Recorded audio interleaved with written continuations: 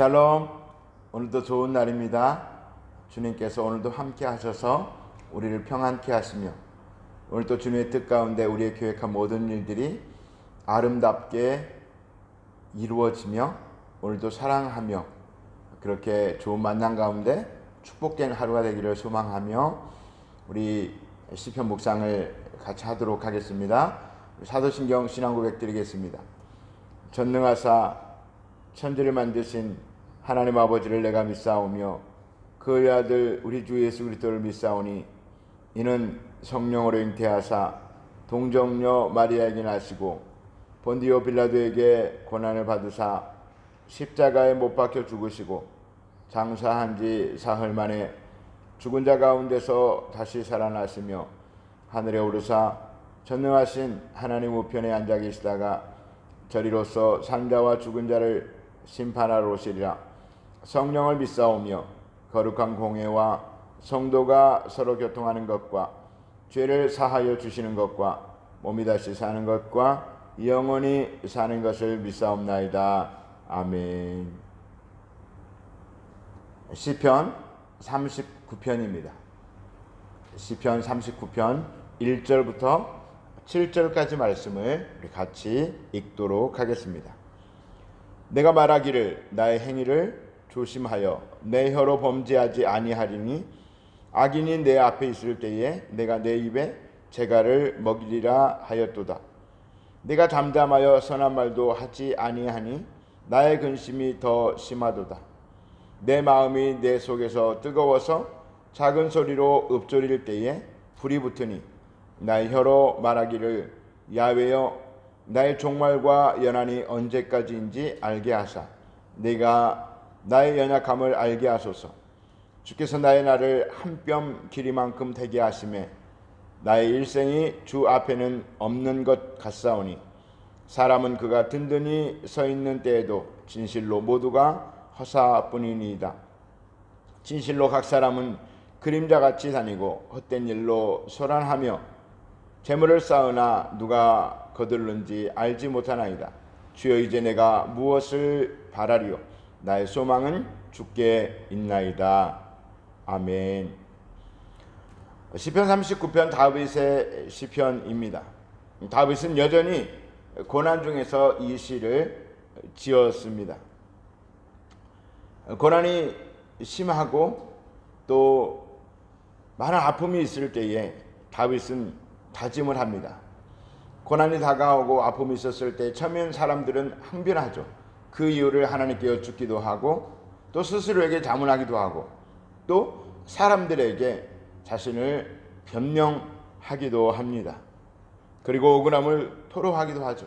이 많은 과정들을 거쳐서 다윗은 이제 한 가지를 깨달았습니다. 하나님의 용서의 때가 아니면 아무 유익이 없구나.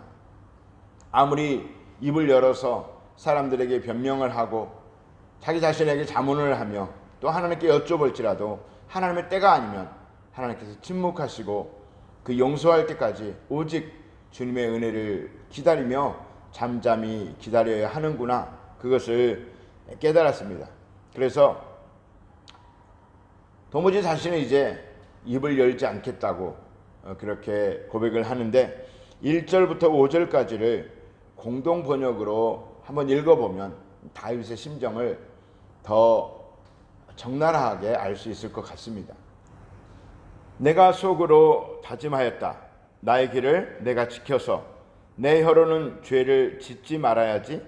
악한 자가 내 앞에 있는 동안에는 나의 입에 재갈을 물려야지. 그래서 나는 입을 다물고 아무 말도 하지 않았다. 심지어 좋은 말도 하지 않았더니 걱정 근심만 더욱더 깊어갔다. 가슴속 깊은 데서 뜨거운 열기가 치솟고 생각하면 할수록 우라가 치밀어 올라서 주님께 아뢰지 않고는 견딜 수 없었다. 주님, 알려주십시오. 내 인생의 끝이 언제입니까? 내가 얼마나 더 살 수 있습니까? 나의 일생이 얼마나 덧없이 지나가는 것인지를 말씀해 주십시오. 주님께서 나에게 한 뼘 길이밖에 안 되는 날을 주셨으니 내 일생이 주님 앞에서는 없는 것이나 같습니다. 진실로 모든 것은 헛되고 인생의 전성기조차도 한낱 입김에 지나지 않습니다. 말씀드렸듯이 다윗은 이제 완전히 입을 봉인하고 아무런 말도 하지 않겠다고 고백합니다. 그리고 심지어 선한 말도 하지 않겠다고 얘기를 합니다. 말을 하다 보면 허물을 면키가 어렵고 실수할 수가 있죠. 그래서 다윗은 아무 말도 하지 않겠다라고 합니다. 이것은 하나님께 삐지고 자신이 정말 낙심해서 그렇게 하겠다는 게 아니라 7절에 주여 이제 내가 무엇을 바라리요? 나의 소망은 주께 있나이다. 사람들에게 항변을 하고 많은 질문을 하고 그런 것이 다 소용이 없더라는 것입니다.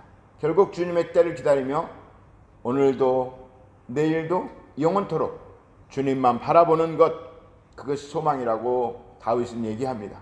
이 고난의 끝이 어디인지 알 수는 없지만, 그리고 고난이 극심해서 다윗은 정말 이 세상을 떠나고 싶지만 하나님이 허락하신 시간과 사명이 있기에 하나님이 이 땅에 있으라고 하기에 그럴 수는 없고, 그리고 다윗의 이 고백에는 주님, 저를 할 수만 있으면 빨리 죽여서 빨리 하나님께 데려가 주십시오, 이런 뜻도 포함되어 있는 것 같습니다.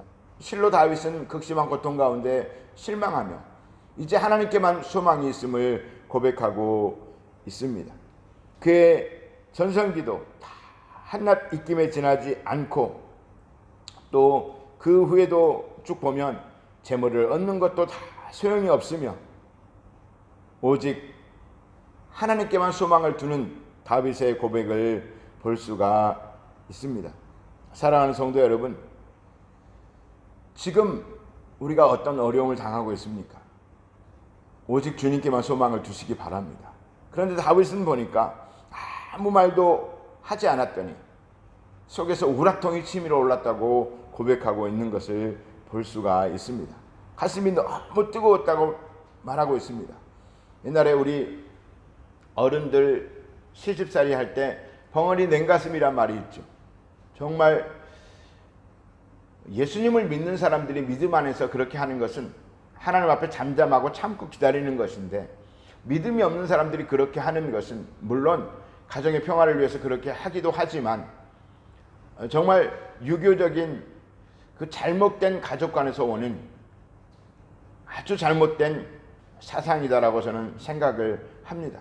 그래서 우리 어머니들이 다 화병이 생기고 오래 못 사시고 돌아가신 것을 많이 보게 됩니다. 요즘 심리학이나 상담학에서는 있을 수가 없는 일입니다.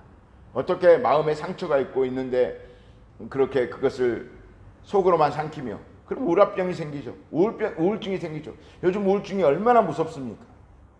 가장 심각한 병입니다. 우울증 생길 수밖에 없습니다.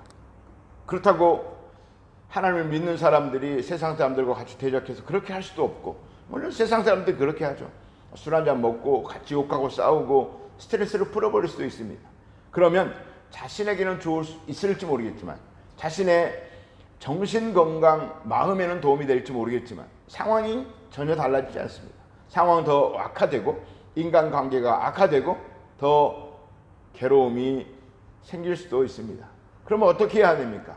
우리 믿음의 사람들은 오직 주님만 바라보라고 하는 것은 오직 하나님께만 마음을 토하고 하나님만 찬양하며 오히려 하나님께서 역전시켜 주실 것을, 보응해 주실 것을, 보상해 주실 것을, 악인들을 잠재워 주실 것을 믿고 감사를 하는 것입니다. 주님 그래도 감사합니다.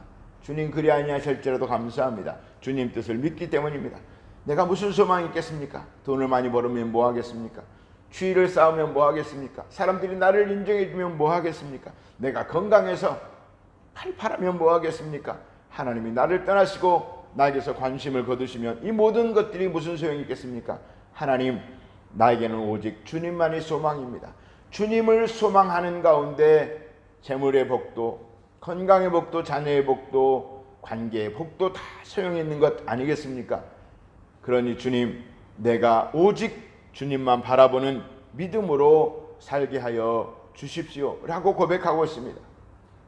그리고 더 나아가서 바울은, 우리와 더 가까운 시대에 살았던 바울은 이제 이렇게 고백하죠. 우리가 너무나 잘 아는 갈라디아서 2장 20절 말씀입니다.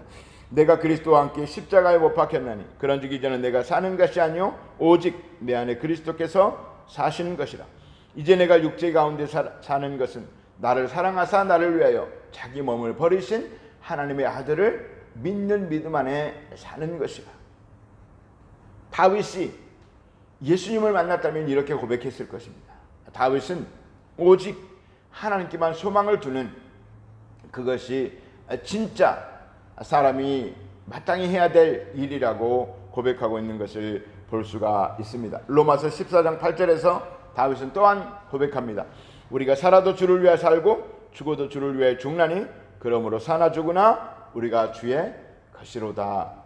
여기에 이르기까지 얼마나 많은 고통의 시간과 훈련의 시간이 있었겠습니까? 사랑하는 성도 여러분, 아직 우리가 다윗과 같은 믿음이 되지 못했다 할지라도 오늘 우리가 묵상할 것은, 지금 내가 이 어려운 가운데 불평하고 사람들을 대적하고 내가 스스로 무슨 일을 해보겠다고 한들 그것이 변화가 있었는지 잠잠히 생각해 볼 일입니다. 그리고 내가 정말 이 어려울 때 하나님께만 소망을 두고 하나님께 얼마나 간절히 기도하고 하나님을 찾았는지 또한 자문해 볼 일입니다.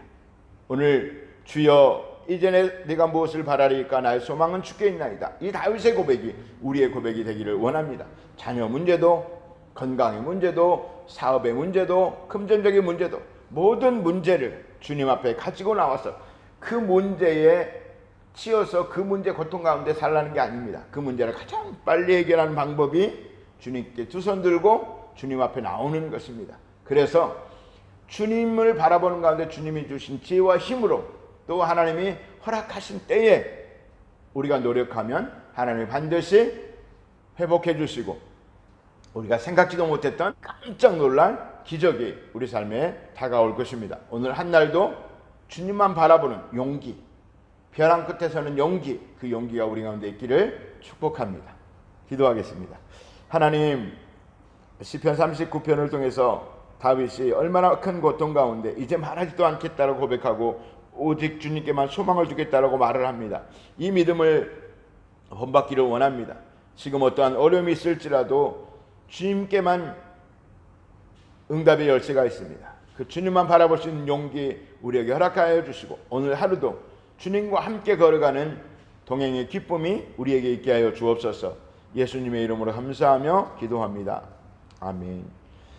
이제 우리가 기도할 것은 주님, 이런 상황들이 있습니다. 이런 상황들 가운데 해결해야 될 문제가 있습니다. 주님 어떻게 할까요? 주님께 여쭙고 주님만 바라보는, 그리고 주님의 뜻이 완전합니다. 주님의 응답대로, 주님의 처분대로 순종하겠습니다. 그런 결단의 기도까지 나아갈 수 있기를 축복합니다. 우리 주여 삼창하고 주님 오늘도 도와주옵소서 같이 기도하겠습니다. 주여, 주여, 주여.